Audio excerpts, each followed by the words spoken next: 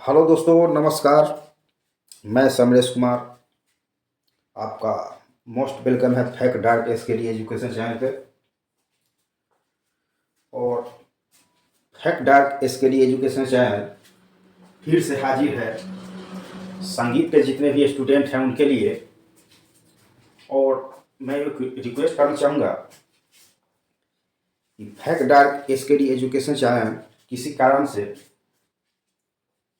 6-7 महीने से निष्क्रिय था और बीपीएससी टीआरई 4 को देखते हुए फिर से आपके लिए संगीत की क्वेश्चन और एमसीक्यूज लेकर हाजिर है। तो आप फैक डार्क एसकेडी एजुकेशन चैनल को पहली बार वॉच कर रहे हैं तो चैनल को सब्सक्राइब कर लेंगे और लाइक शेयर एंड कमेंट करना बेहद ही इम्पोर्टेंट है। तो आइए शुरू करते हैं आज की महत्वपूर्ण क्लास को, जो आपको BPSC STT DSSB EMRS NBS all music exam में पूछा जाने वाला प्रश्न है। तो चलिए शुरू करते हैं। आज का पहला प्रश्न है, संगीत में प सरगम को किस नाम से जाना जाता है? संगीत में प सरगम को किस नाम से जाना जाता है, या संगीत में प को किस नाम से जाना जाता है? पंचम, धैवत या निषाद, किस नाम से जाना जाता है? तो देखिए, संगीत में प सरगम को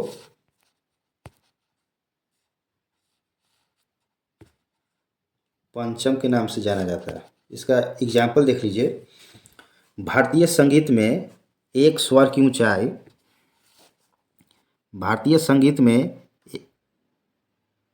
एक स्वर की ऊंचाई से ठीक दुगुनी ऊंचाई के स्वर के बीच 22 संगीतोपयोगी नाद है, जिन्हें श्रुति कहा गया है।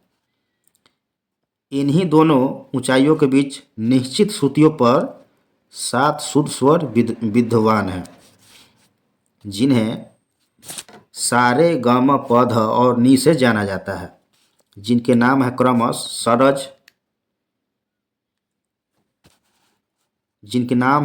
षडज, ऋषभ, गंधार, मध्यम, पंचम, धैवत और निषाद। इसे सप्तक के नाम से भी जाना जाता है। तो संगीत में प सरगम को पंचम नाम से जाना जाता है। चलिए आगे बढ़ते हैं। क्वेश्चन नंबर 2, राग श्री में कितने पुरुष राग हैं? 2, 3 या 6? राग श्री में कितने पुरुष राग हैं? 2, 3 या 6? तो देखिए, इसका एग्जाम्पल, राग श्री खुद ही एक पुरुष राग है और भारतीय शास्त्रीय संगीत के अनुसार भारतीय संगीत शास्त्रों में 6 पुरुष राग और 36 रागनियों का वर्णन है। भारतीय संगीत शास्त्रों में 6 पुरुष और 36 रागनियों का वर्णन है। और ये पुरुष राग हो गए राग भैरव, राग मालकोस, राग हिंडोल, राग श्री, राग दीपक और मेघ मल्हार पुरुष राग है। और यह पूर्वी थाट का प्राचीन राग है और इस राग के स्वरों की स्थिति और इन्हें गाने की पद्धति के कारण गान वादन के लिए राग श्री कठिन राग है। तो राग श्री में कुल 6 पुरुष राग हैं। चलिए आगे बढ़ते हैं।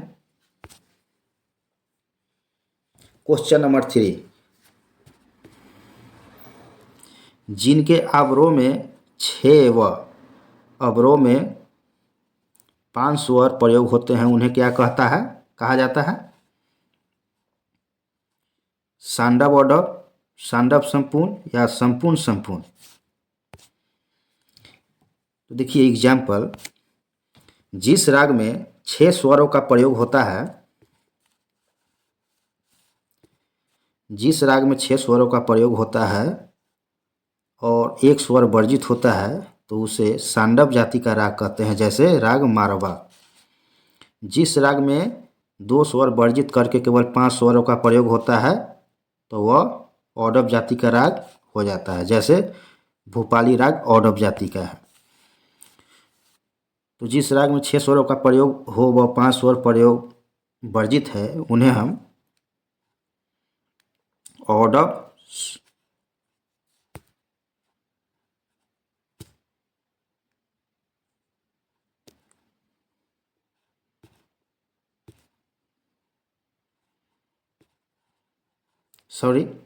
जिस राग में 6 व अवरोह में 5 प्रयोग होते हैं स्वर, वह सांडव औडव हो जाता है।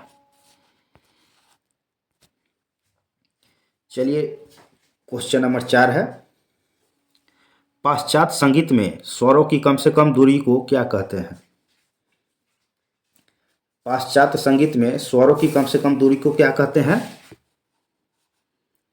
टोन कहते हैं, राग टोन कहते हैं या सेमी टोन कहते हैं?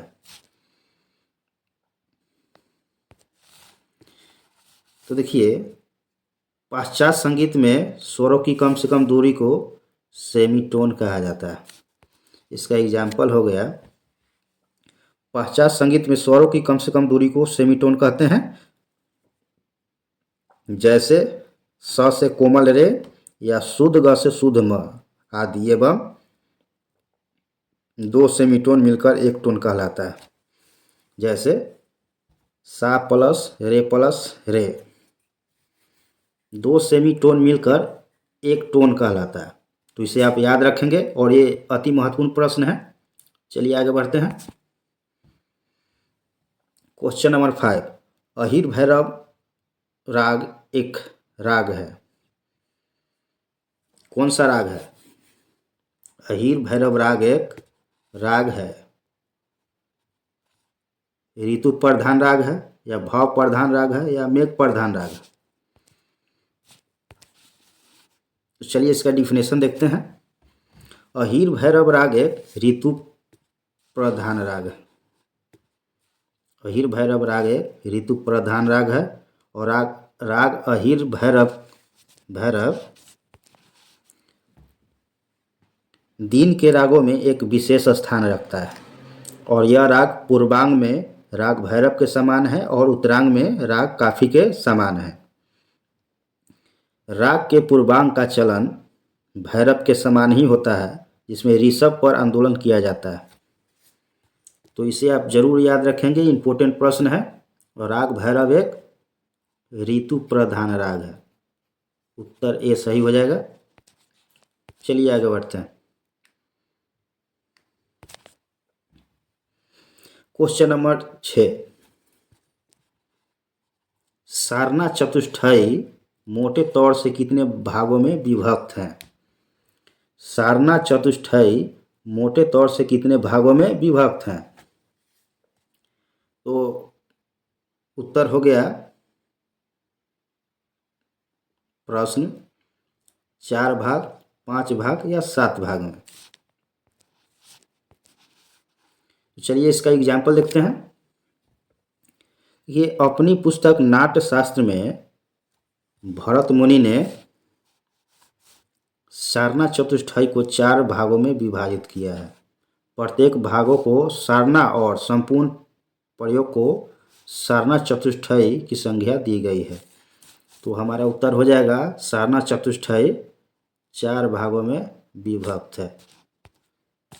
और ये महत्वपूर्ण प्रश्न है, आप अपना उत्तर कमेंट बॉक्स में दे सकते हैं। चलिए आगे बढ़ते हैं।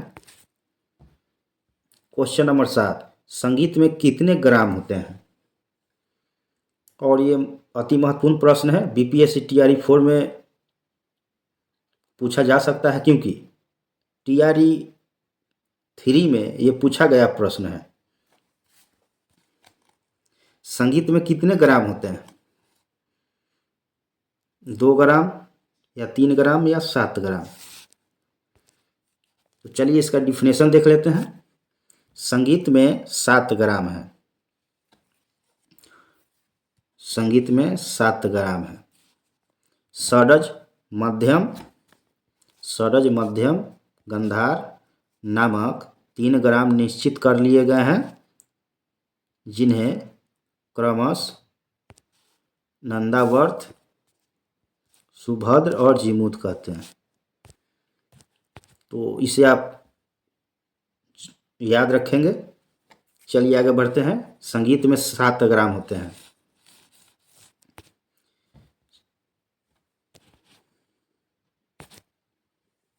चलिए क्वेश्चन नंबर 8 है, 1 ग्राम में कितने स्वर होते हैं? 1 ग्राम में कितने स्वर होते हैं? तो आपका प्रश्न हो जाएगा 5 या 6 या 7। 1 ग्राम में कितने स्वर होते हैं? चलिए इसका डिफिनेशन देख लेते हैं। तो देखिए, मध्यम ग्राम की हरिनासवा मूर्छनाएं गंधार से प्रारंभ होती है और 1 ग्राम में 7 स्वर होते हैं। प्रत्येक ग्राम से 7 मूर्छनाओं की रचना संभव है। अतः षडज, गंधार और मध्यम ग्रामों से कुल 7 यानी 17-21 मूर्छनाएं बनती है। तो हमारी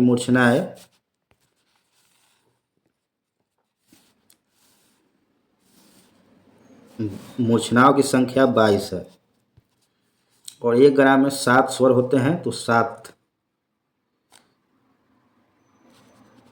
स्वर होते हैं 1 ग्राम में। और याद रखेंगे आप, 22 मूर्छनाएं हैं। प्रत्येक ग्राम से 7 मूर्छनाओं की रचना संभव है। चलिए आगे बढ़ते हैं। क्वेश्चन नंबर 9,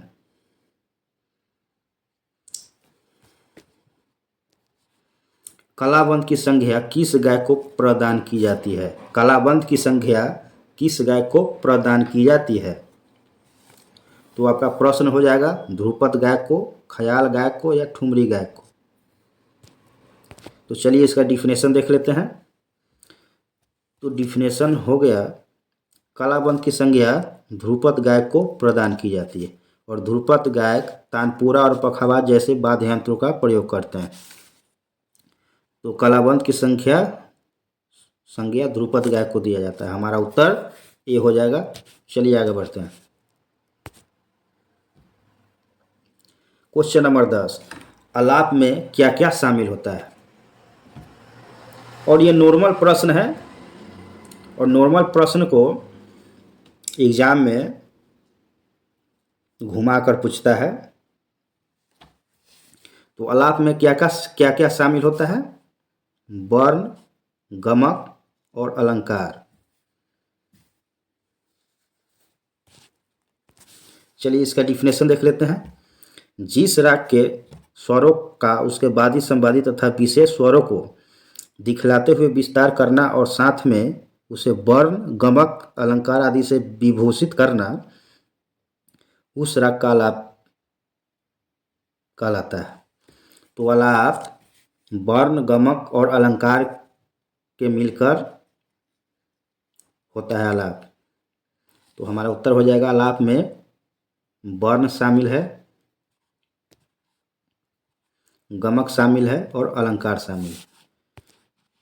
चलिए आगे बढ़ते हैं। क्वेश्चन नंबर 11,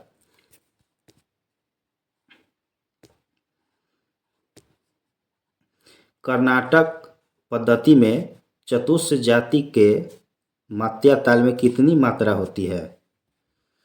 कर्नाटक पद्धति में चतुस्र जाति के मात्या ताल में कितनी मात्रा होती है? तो आपका हो जाएगा 5 जाति, 6 जाति या 10 जाति।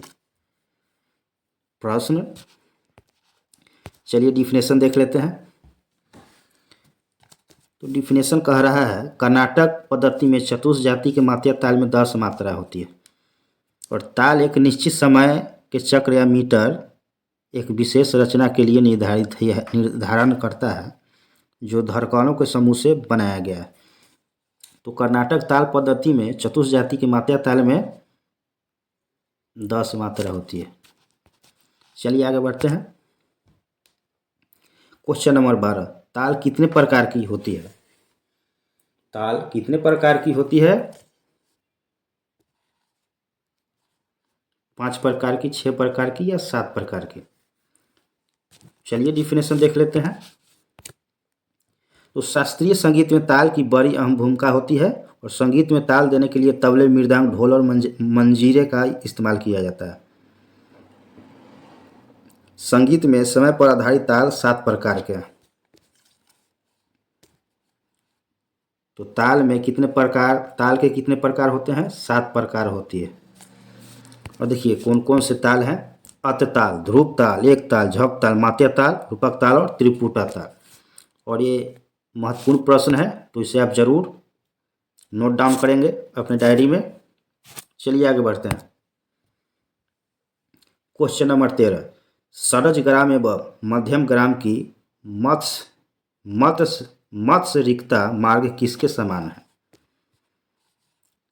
क्वेश्चन नंबर 13, सरज ग्राम एवं मध्यम ग्राम की मत्स्य रिक्ता मार्ग किसके समान है? तो उत्तर है बिलावल के समान, राग तोरी के समान, राग हिंडोल के समान। चलिए देख लेते हैं डिफिनेशन।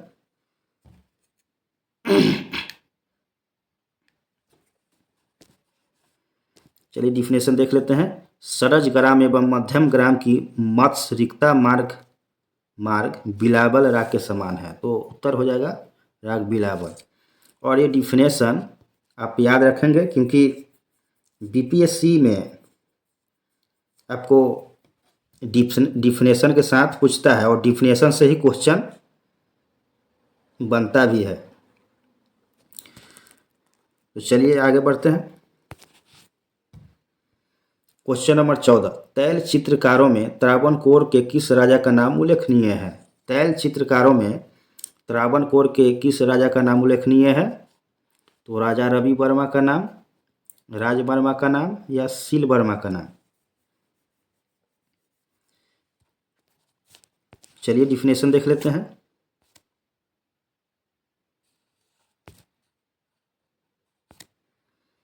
तैल चित्रकारों में त्रावणकोर के राजा रवि वर्मा का नाम उल्लेखनीय है। राजा रवि वर्मा का नाम उल्लेखनीय है। उत्तर हो जाएगा राजा रवि वर्मा तैल चित्रकारों के लिए प्रसिद्ध हैं। और भारतवर्ष में विशेष रूप से छवि चित्रण यानी पोर्ट्रेट पेंटिंग के लिए तैल मध्यम पसंद किया जाता है। 19वीं सदी के मध्य में तिरुचिन्नापल्ली में इस माध्यम से कांच पर धार्मिक चित्र बनने लगे थे। और ये देखिए जितने भी आप देख रहे हैं देवी देवता की फोटो, उसको कल्पना करके रवि वर्मा ने ही बनाया था।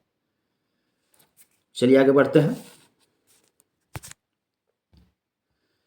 क्वेश्चन नंबर 15, सबसे अधिक मात्रा वाला ताल कौन सा है? क्वेश्चन नंबर 15 कह रहा है सबसे अधिक मात्रा वाला ताल कौन सा है? तो आपका प्रश्न हो जाएगा 3 ताल, 4 ताल या 1 ताल। चलिए आगे बढ़ते हैं। एग्जाम्पल, 3 ताल हिंदुस्तानी शास्त्रीय संगीत के प्रसिद्ध तालों में से एक है 3 ताल, और यह लय व संरचना का सम्मिलित रूप है। यह कुल 16 मात्राओं की ताल है। तो 3 ताल सबसे अधिक मात्रा वाला ताल है, इसमें 16 मात्रा होता है। चलिए आगे बढ़ते हैं। क्वेश्चन नंबर 16,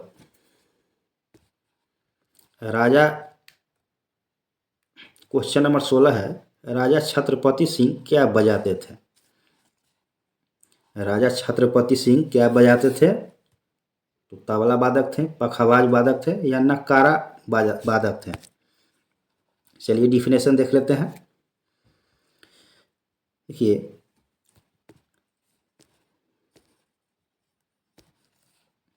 राजा छत्रपति सिंह का जन्म 1919 और मृत्यु 1998। इसको आप जरूर याद रखेंगे और जन्म मृत्यु से क्वेश्चन बनता भी है।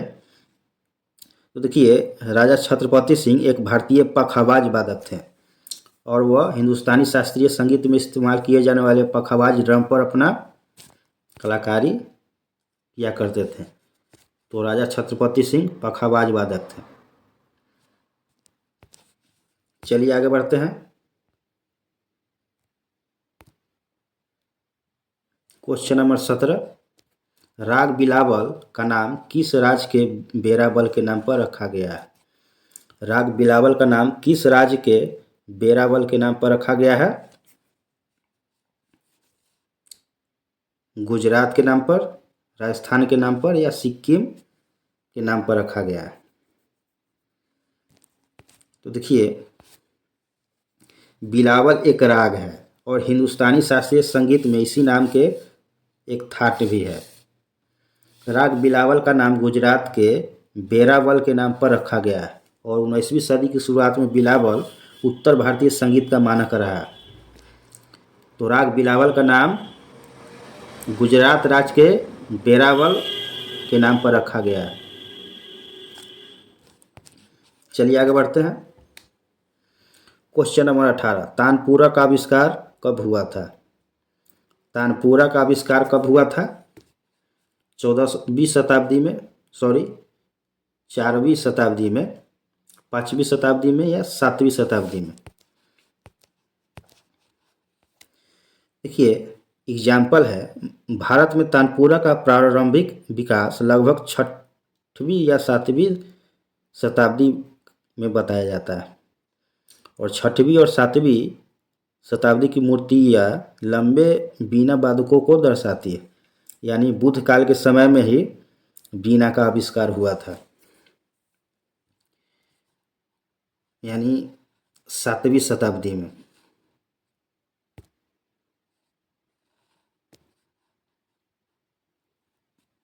बीना का आविष्कार 7वीं शताब्दी में हुआ। 6 से 7वीं शताब्दी में बीना का आविष्कार हुआ था। चलिए आगे बढ़ते हैं। क्वेश्चन नंबर 19, किस अवस्थानुकृति को लास्य कहते हैं? क्वेश्चन 19 कह रहा है, किस अवस्थानुकृति को लास्य कहते हैं? तो भाव मूलक को लास्य कहते हैं, रस मूलक को, या विधि मूलक को लास्य कहते हैं? तो चलिए डिफिनेशन देख लेते हैं। भाव मूलक अवस्थानुकृति को लास्य कहते हैं। भाव मूलक अवस्थानुकृति को लास्य कहते हैं। लास एक महिला नृत्य शैली का भाव है जिसकी उत्पत्ति भारत में हुई थी। हिंदू पौराणिक कथाओं में लास देवी पार्वती द्वारा नवप्रवर्तित और प्रस्तुत किए गए नृत्य को संदर्भित करता है, जिसे सौम्य और सुंदर बताया गया है। तो लास भावमूलक अवस्थानुकृति को लास कहते हैं। चलिए आगे बढ़ते हैं, और ये महत्वपूर्ण प्रश्न है, TRE 4 में आपसे पूछा भी जा सकता है। क्वेश्चन नंबर 20 कह रहा है, तबला की खोज किसने की थी? तबला की खोज किसने की थी? तो देखिए, तबला की खोज मीर जुमला ने की थी, या अमीर खुसरो ने, या लाल देव ने? चलिए डिफिनेशन देख लेते हैं। आधुनिक काल में गायन वादन तथा नृत्य की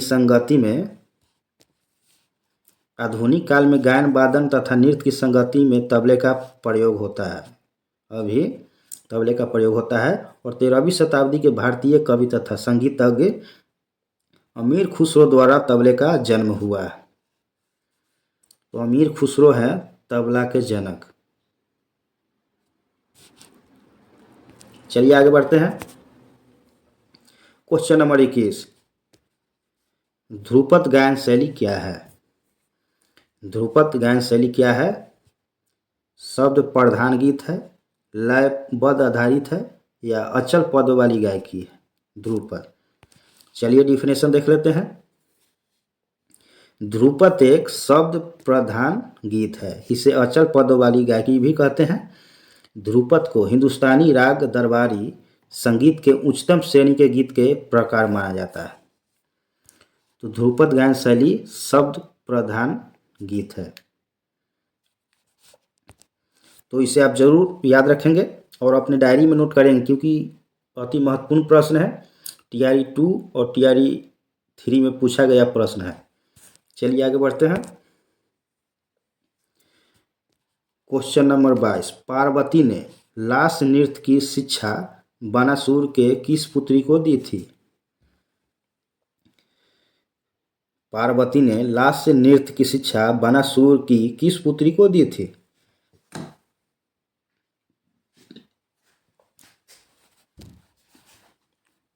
तो आपका उत्तर हो जाएगा उषा, कामायनी या रमना को।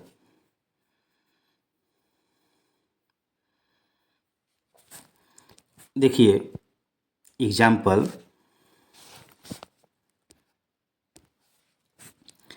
पार्वती ने लास्य नृत्य की शिक्षा बानासुर की पुत्री उषा को दी थी और उषा ने यह नृत्य गोपियों को सिखाया और गोपियों ने इसे सौराष्ट्र की स्त्रियों से सीखा। गोपियों से इसे सौराष्ट्र की स्त्रियों ने सीखा। तत्पश्चात यह नृत्य समस्त भूमंडल में प्रसारित हुआ। तो पार्वती ने लास्य नृत्य की शिक्षा बानासुर की जो पुत्री थी उषा, उसको दी थी। चलिए आगे बढ़ते हैं। Question number 23। लखनऊ घराने की नींव किसने रखी है? लखनऊ घराने की नींव किसने रखी है? तो आपका उत्तर हो जाएगा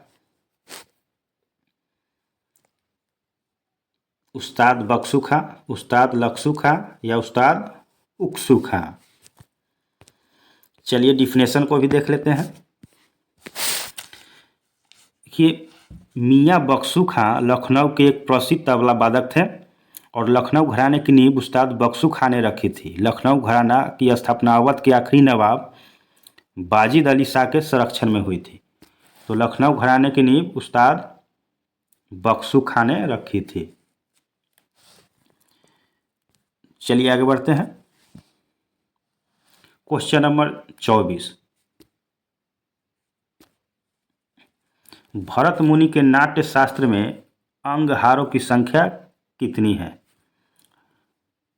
अंगहारों की संख्या कितनी है? भरत मुनि के नाट्य शास्त्रों में अंगहारों की संख्या कितनी बताई गई है? भरत मुनि के नाट्य शास्त्र में अंगहारों की संख्या कितनी बताई गई है? 14 बताई गई है, 15 या 16?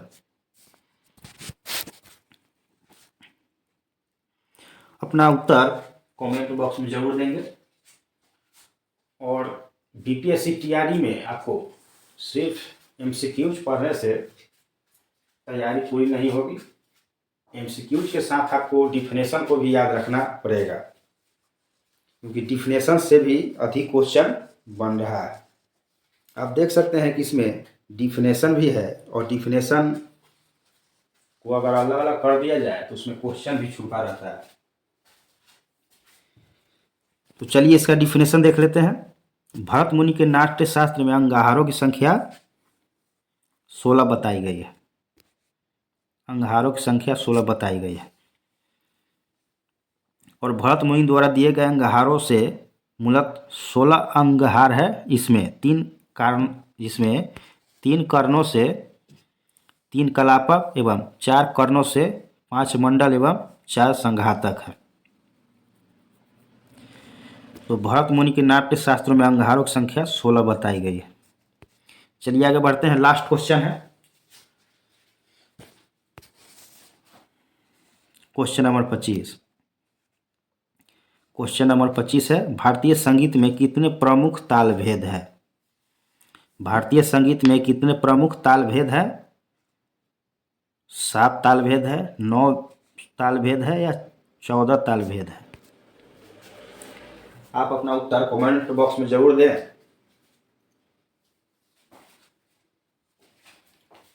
तो चलिए इसका डिफिनेशन देख लेते हैं। भारतीय संगीत में 14 प्रमुख ताल भेद है।